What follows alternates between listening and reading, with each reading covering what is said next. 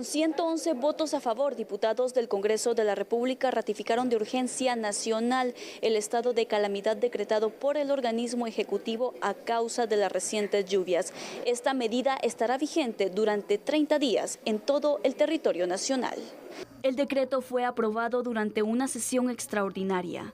Originalmente el estado de calamidad fue decretado en 8 departamentos. Sin embargo, el Congreso de la República lo amplió a todo el país.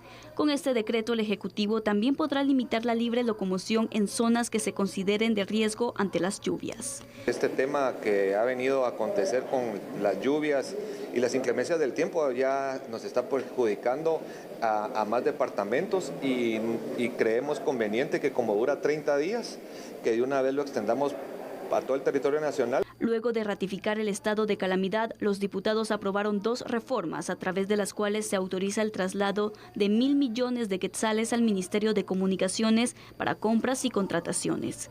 600 millones saldrán del Ministerio de Salud y 400 millones que estaban destinados para el mantenimiento de la infraestructura.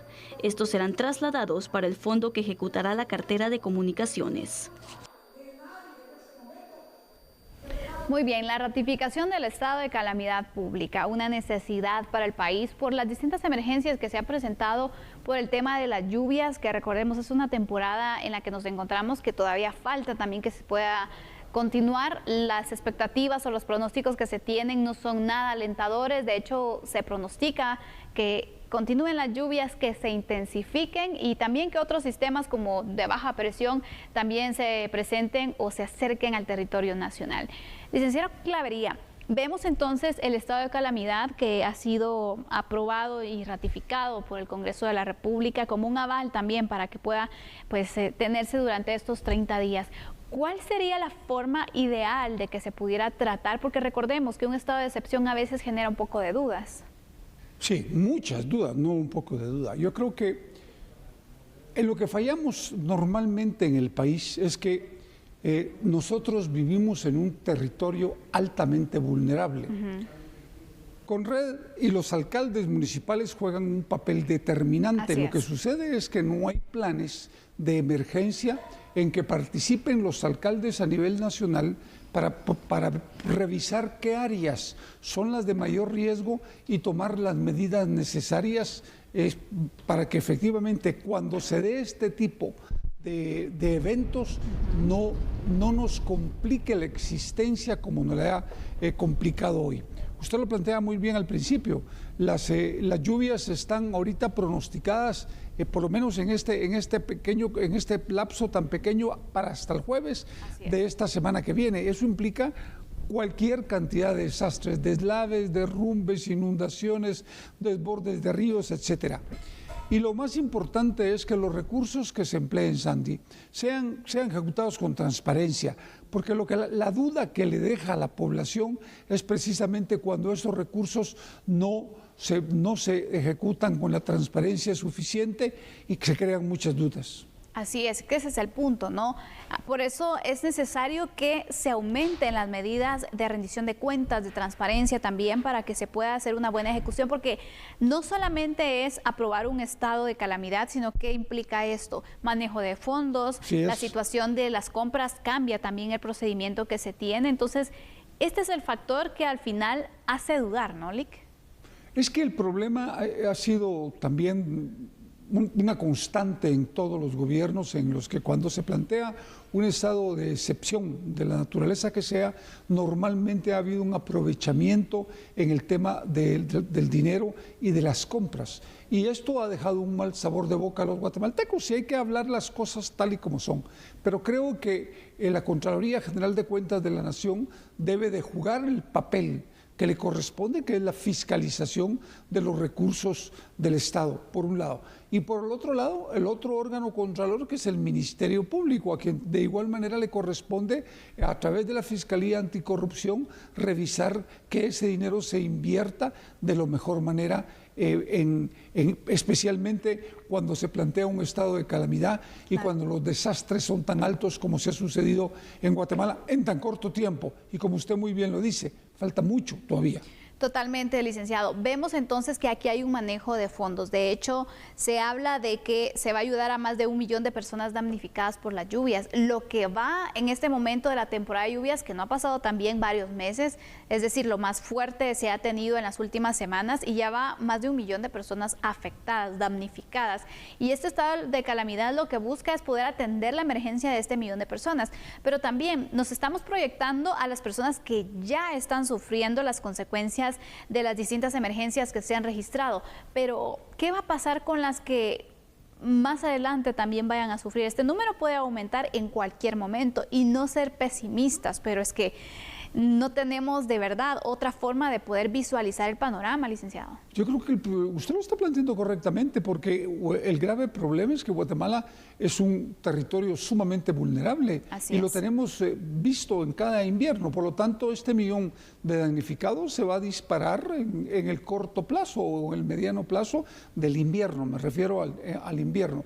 Y a eso súmele la problemática económica y del combustible, es decir, la gente está pasando graves problemas por los que yo sí creo que esa ayuda debe de llegar especialmente a quien lo necesita.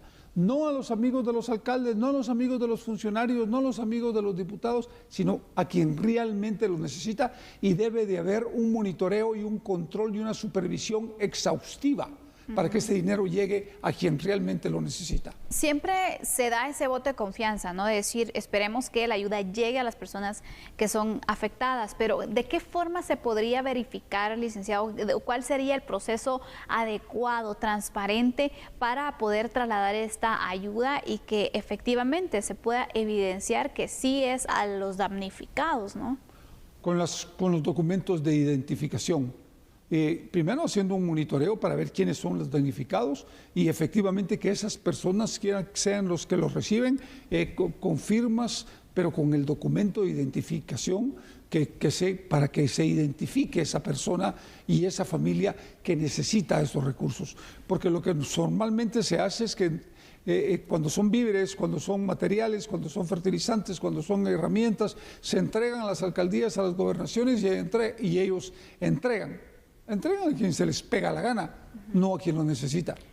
Y ahí es donde se genera entonces la incertidumbre también y la desconfianza en ocasiones, porque los estados de calamidad son necesarios ante emergencias como estas, son herramientas legales también que pueden marcar una ayuda, porque sabemos un proceso de compra lleva su tiempo, lleva su procedimiento y en las emergencias no se puede esperar tanto. Entonces, no se puede esperar. Por eso es que también se toman estas decisiones de aprobar los estados de excepción como el estado de calamidad.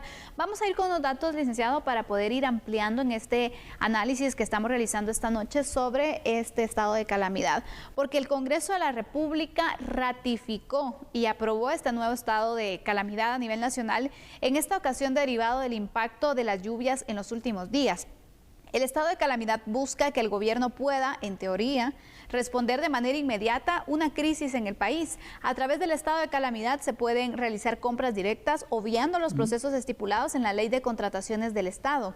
Esta situación debe ser auditada minuciosamente, como ya lo hemos mencionado, tanto por la Contraloría General de Cuentas como también por los diputados, que recordemos, ellos también tienen la función de fiscalizar. Hablemos entonces sobre la Ley de Orden Público y de esta forma ampliamos la información, porque es una ley de rango constitucional y contempla los denominados estados de excepción, entre los que se encuentra el estado de calamidad. De conformidad a la Ley de Orden Público, la vigencia máxima de un estado de excepción es de 30 días, que puede ser renovable, es decir, que se puede ir ampliando. Es necesario insistir en la importancia de la fiscalización, sin duda alguna, del uso de los recursos, y para ello también el papel de la ciudadanía a través de la Ley de Acceso a la Información Pública, que es vital. Ese acceso a la información pública es tan importante, y recuerde que usted lo puede hacer de una forma gratuita. Incluso lo que habría que priorizar es contar con toda una infraestructura legal, operativa, logística y financiera para que el Estado esté siempre en la disposición de poder atender las emergencias. En este caso, por ejemplo, recordemos, hay varias comunidades que están con complicaciones, incluso varias que están incomunicadas, licenciado. Pero tenemos aquí dos grandes emergencias, por ejemplo, la Interamericana, con el derrumbe que se ha registrado, que por cierto todavía se indica que no es recomendable entonces transitar, porque parece que se han registrado otros pequeños derrumbes.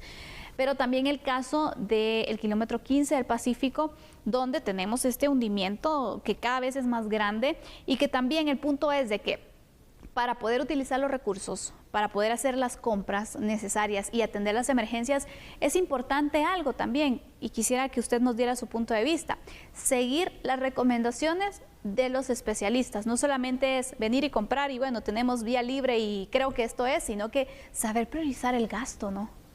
Lo que sucede es que efectivamente en los casos que usted ha mencionado, exactamente, por ejemplo, en esa caverna que se hizo en el kilómetro 16 ruta al Pacífico, primero debe hacerse un estudio para determinar qué es lo que sucedió realmente, y son los especialistas en esa materia los que tienen que definir cómo se tiene que solucionar ese problema.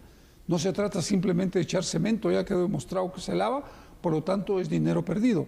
Y en el caso de los derrumbes, pues mire, yo siempre he creído que vivimos en un territorio muy montañoso y por lo tanto esas montañas deben de tener plataformas mucho más largas. Yo no soy experto en el tema, pero la lógica lo dice. El problema, creo yo, es que no tienen más terreno posiblemente a la par de la carretera para poder hacer esas plataformas para que no se sucedan esos derrumbes que son verdaderamente complicados porque frenan la economía del país y complican la locomoción de los ciudadanos.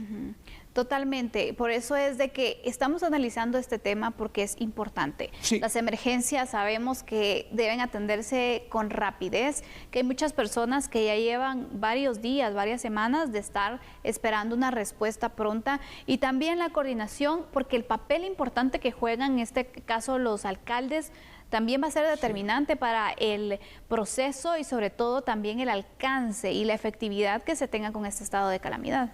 Yo insisto, el grave problema es que los alcaldes deberían de jugar un papel mucho más importante activo en sus respectivas comunidades, activos, en el sentido de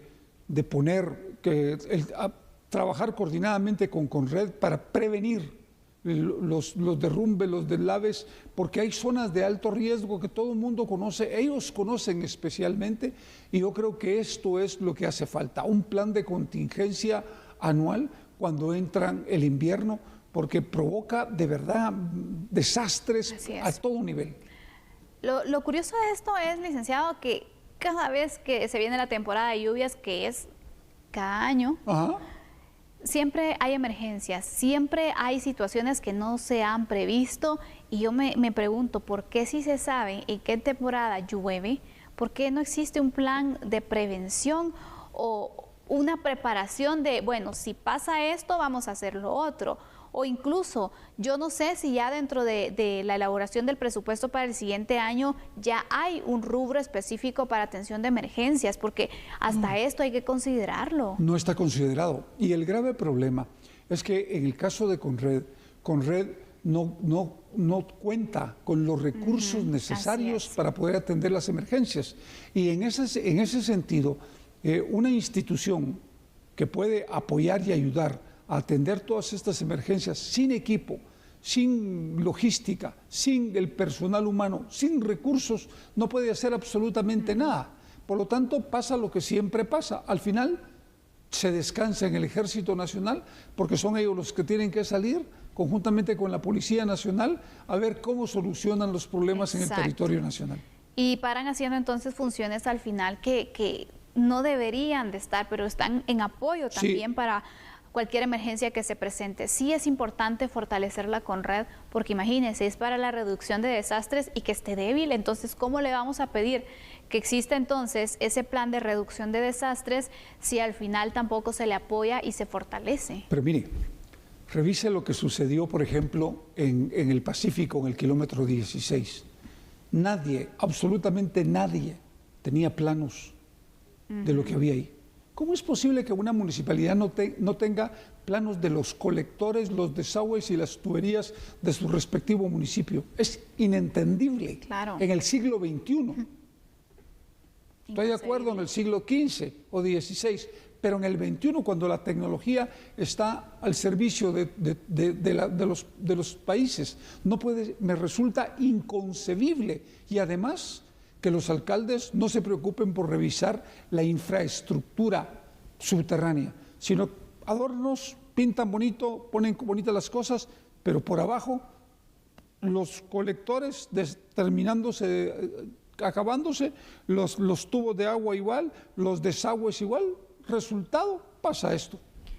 Como no son obras al final, licenciado, que generan votos, probablemente por ahí puede venir la situación también, ¿no? Entonces, vale más de verdad poder resguardar la vida de todos los ciudadanos, porque cuando se prevén situaciones como estas y se toman en consideración también las reparaciones necesarias, el mantenimiento, porque también la infraestructura, el sistema de drenajes, todo tiene un tiempo.